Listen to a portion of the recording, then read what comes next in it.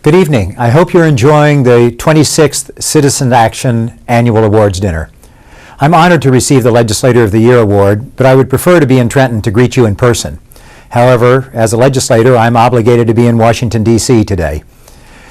I'd like to congratulate tonight's other honorees, James Harris, President of the New Jersey State Conference of the NAACP, Heather Howard, Commissioner of the New Jersey Department of Health and Senior Services, and TD Bank and its Executive Vice President, Elizabeth Warren, all distinguished citizens with whom I'm very pleased to associate. Each reflects the Citizen Action mission to protect and expand the rights of individuals and families and to ensure that we respond to the needs of people rather than the interests of those with money and power.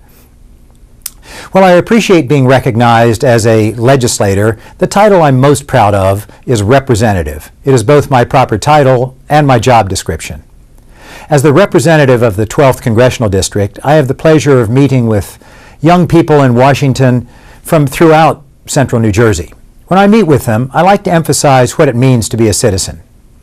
I remind them that as citizens, they have the right and responsibility to hold elected officials accountable for performing the people's business. Citizens have a responsibility to inform themselves about the issues of the day and to make their opinions known.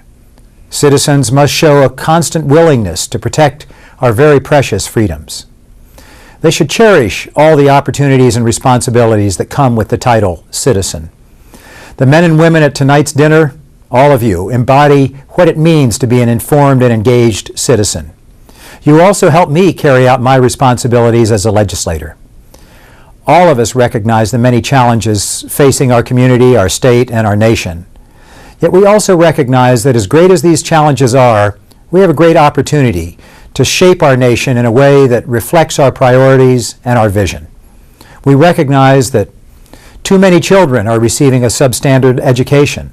So we must work to make the necessary investments in education and sustain those investments over the long term.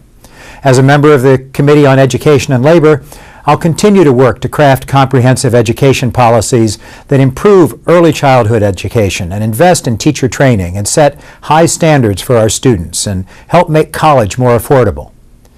We recognize that while most Americans have access to affordable, excellent health care that meets their needs, it is unacceptable that there are so many millions, more than 47 million Americans without health insurance, and millions more who are underinsured. So we must support comprehensive health reform to cover the uninsured, to improve the quality of care, to focus on prevention, and to bring spending under control. It takes a broad-minded, unselfish person, such as all of you, to lobby for comprehensive universal health care when, in fact, most people are treated okay. We recognize that while Social Security continues to serve Americans well by providing a foundation for retirement income which permits seniors to live in dignity, without Social Security, half of all seniors would fall into poverty. So we must continue to protect this vital program as well and oppose any efforts to privatize it. We recognize that this economic and housing crisis has had a damaging impact on some families more than others. So we must address the foreclosure crisis by strengthening the Community Reinvestment Act. We recognize that while some workers have access to paid sick days and family leave, too many parents, especially those in low-income families, are unable to take off to care for their children. You should be proud that, due in large part to your efforts, New Jersey became the second state to pass and provide funding for family leave insurance. Now we must expand the Family and Medical Leave Act to the federal level. And we recognize that there is more that must be done to ensure that voting and elections, the foundations of our democracy, are fair, accessible, and verifiable.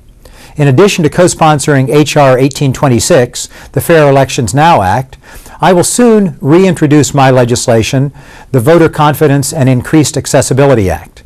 This legislation would create a national standard that would require a voter-marked paper ballot for every vote cast, and routine random audits of software-generated vote tallies.